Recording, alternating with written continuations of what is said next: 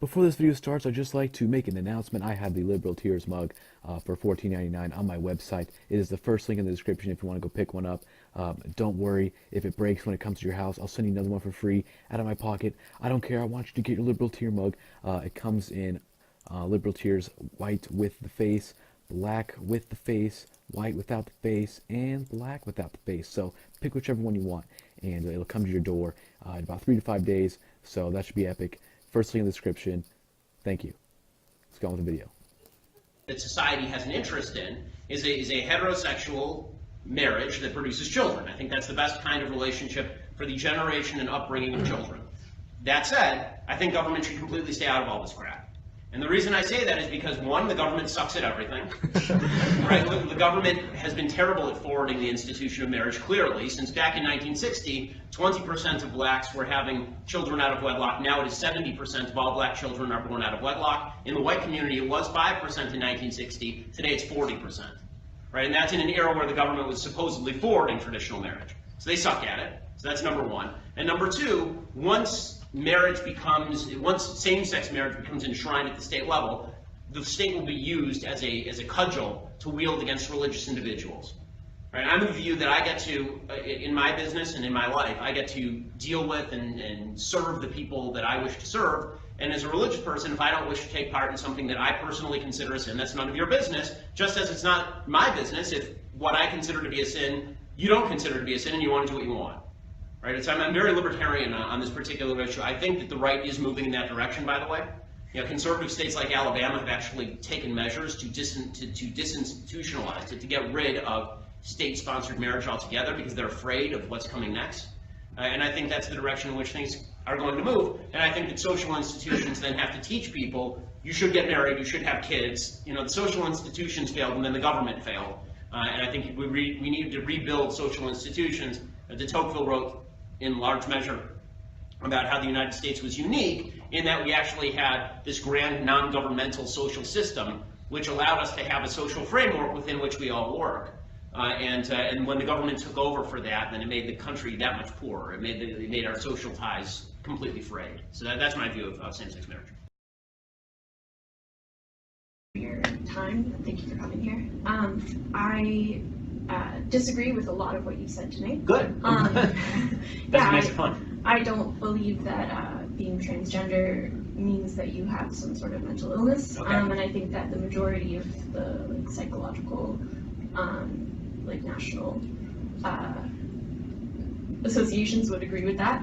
And I think that there's a lot of evidence that institutional racism exists, and that it manifests itself in very real and negative and harmful ways. Okay. But I don't feel any violence or animosity towards you, and I would say that most of the people that I know might wish that you wouldn't spread ideas. They might wish that you wouldn't spread ideas that they find harmful and negative, but they don't feel any direct ill will towards you in any violent way that they would carry out. So I guess what I've been feeling throughout this talk is kind of this vast mischaracterization of the left as some sort of homogenous, violent, oppressive body.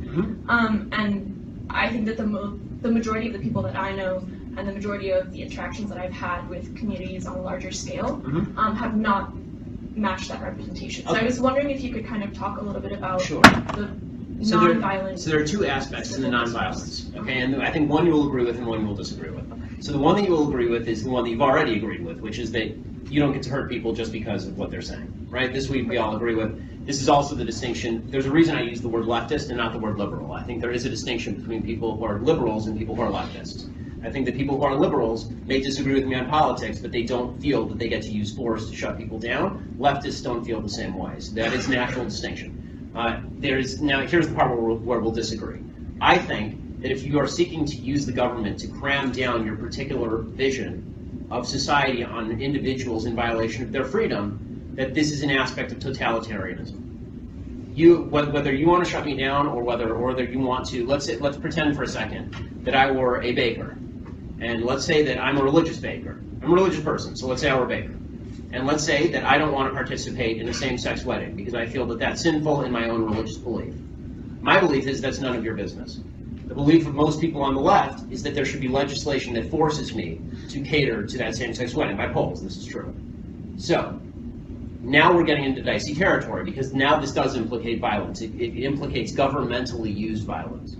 So, you can be, I'm happy you're libertarian, essentially, with regard to my speech. But when it comes to my behavior, you're significantly less libertarian than I am. You can do what you want, I don't care. But people on the left deeply care what I do in my personal life, that they have no right to my labor and they have no right to my services.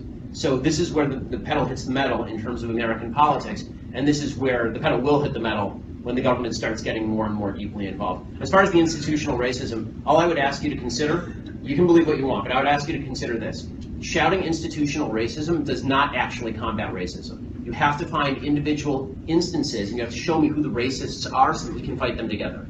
I hate racism. I think it's evil. But if you're just going to say institutional racism every time something bad happens, there's no way to fight it. I need a policy that you're proposing, or I need a person who's actually racist so that we can fight it together, or we can determine whether the policy is good. What I find really problematic is the virtue signaling that I see by so many people on the other side, which is, I don't have to give you the racist, I don't have to tell you who he is or what measures I'm proposing. I just say institutional racism, everybody cheers for me because that's an approved point of view, and now we move on with our lives. You haven't helped anybody, you've just made yourself feel better. If you want to, have her respond, please. Well, I think that institutional racism in and of itself, first of all, I would say that the majority of the people that do bring up institutional racism do also have solutions as to how to combat it.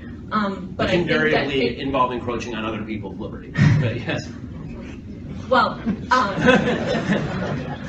I would just say that there is kind of, again, I feel like you're painting a wide and diverse group of people with the same brush and saying that if you can't point to a policy or if you can't point to a person, then you're just wasting everyone's time. And I think that a lot of people are trying to point to policies, and while I think that the idea of pointing to a racist person is fundamentally in contrast with the idea of institutional racism, because institutional racism grapples with implicit bias in the society as a whole, or not like a ghost in the machine, but in individuals. Unless you're connecting that to a policy, it's a cop-out.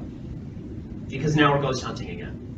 If you just said to me, we have a problem in American society, income inequality, right, is a problem in American society. If you just gave me any problem, and I said, well, that's the Bilderbergs' fault, right? That's the fault of the Bilderbergs, right? It's a conspiracy, it's the fault of the Bilderbergs, right?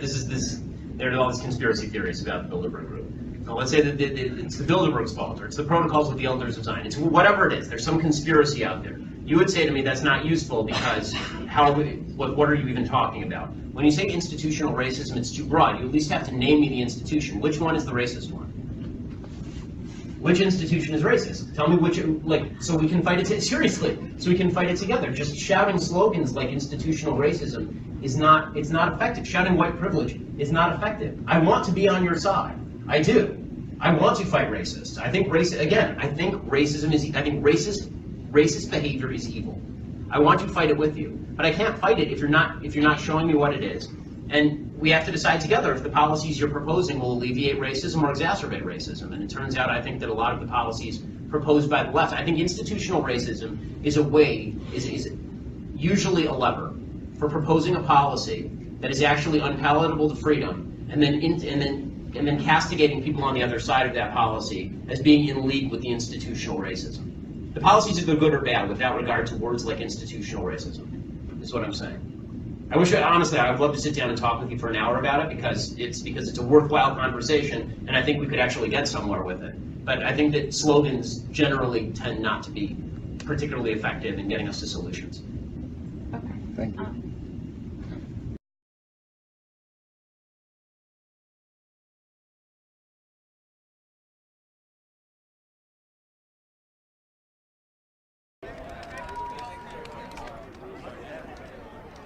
Rob Dew here, reporting for Infowars.com. We've been shooting the Trump protesters. They've been marching, but now pro-Trump people are joining in, and they have Trump will secure the border, veterans for Trump. So it's interesting how I guess they're trying to co-opt the march that's going on. You can see these are the Trump people going in to the event that's about to take place, and then these guys started marching about 20 minutes ago. So a lot of these kids are young, high school. Talk to some high school kids, talk to some college kids, and then there's some older adults, some like so Trump's a racist seems to be the main thing they keep preaching. It's interesting, these guys are carrying a come and take it flag, and they're the anybody but Trump party. And I asked them about the Second Amendment, and they're like, this flag can mean a lot of things. Well, it actually literally means they put that up to the Mexican soldiers and said, come take our cannon.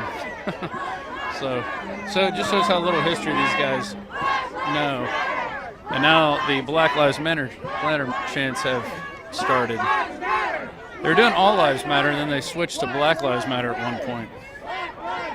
So there's still people back behind the barrier. The protesters have definitely grown. I'd say they probably doubled in size from earlier, and Trump has not shown up yet, to my knowledge. I think he'll come through the back way. I don't think he's going to come this front way.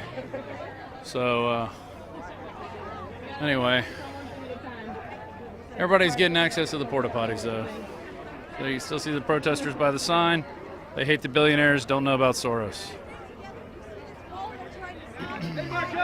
Here they come.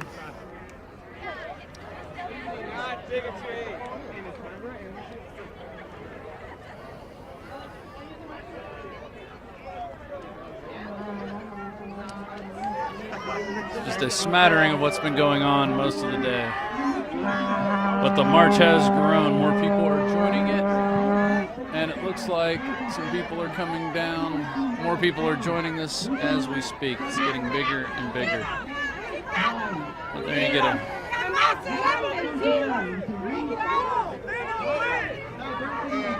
So that's just a quick clip of what's coming up tonight. And here we go. You would be an excellent pilot with the way you handle that airplane.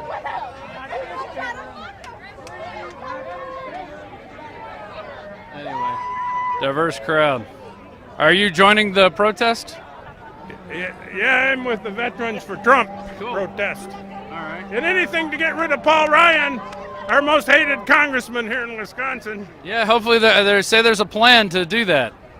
Oh, yeah, well, we don't know how to do that since the voting system is so corrupt. Right. We think the electronic machines get their wires crossed, and they're worried about our... I'm sure that's all by accident, too. Yeah, that's by accident. If the vote's running in the wrong direction, they just twist them, I think. That's how they keep us controlled. Yeah, that's how. That and dropping bombs on us so they can protect us. Yeah, exactly. All right, well, thanks for talking to me. Have a good one. All right, so yeah, some Veterans for Trump have joined the... I have a story for you, InfoWars. I need to oh, yeah? What do you got? I should be inside the Trump rally right now, and I'm not. You just talked to me earlier. They kicked you out. And what does my sign say? Love Trump's hate. They kicked me out. I went up there peacefully. I have a ticket to this event. They kicked me out on the grounds that it's a private event and it's private property, and I got kicked off. They're racially profiling people at the door. I watched a group of people get kicked out behind me who were wearing nothing. They had no signs, nothing. They were racially selected and profiled and removed off the property. Well, I saw a couple black people go into the event, if that's what you're referring to, but they did kick out a girl with face paint on that said no hate. They kicked out a young couple is what I'm referring. I think that they are age discriminating, to be honest with you, but the thing is freedom is not free when you can't walk into an election. Like, you can't walk into it. Sorry, it's so busy out here. Freedom's not free when you can't walk in and listen to a presidential candidate speak, even in peace. I came here with no Bernie stuff. I was not bringing this sign in. I was very aware of the fact that I was just going to go and peacefully listen to him talk. They removed me from the property and laughed in my face and are handpicking whoever gets to go inside. How free is our country when you can't even listen to a candidate speak? I just need to know that. Well, I think what's going on is there have been so many events disrupted that they're preemptively selecting people who they think are going to cause trouble. And I'm not saying you're going to cause trouble. That's true, but because people blame Trump for when violence happens at his events. They say it's Trump's fault. But Trump didn't tell people to show up and start stuff at his events. right? But those people that showed up that quote unquote started stuff were not doing anything either. They were standing there in peace, and then the Trump's people agitated them, right? That's what happened. So, I mean, I just need to stress, like, this cannot be considered an event that's actually being run on a level of fairness or equality, which is the whole reason I was here today, was to see that, was to challenge that, was to question that. And the fact that I couldn't even get into the rally and I'm not even doing anything wrong speaks volumes, just speaks volumes. I think that people need to know that their rights are being stripped away. I'm about to upload this video, so they're going to know. Thank you very much. All right, have a good one. Thanks, InfoWars. So there you go, kicked out of a private event for, I guess, not following the rules that they set up, which I think is their right. So anyway, I'm going to cut this off and upload it. But that's just a small smattering of what's been going on today, but the protests have intensified. Rob Dew for Infowars.com and PrisonPlanet.tv.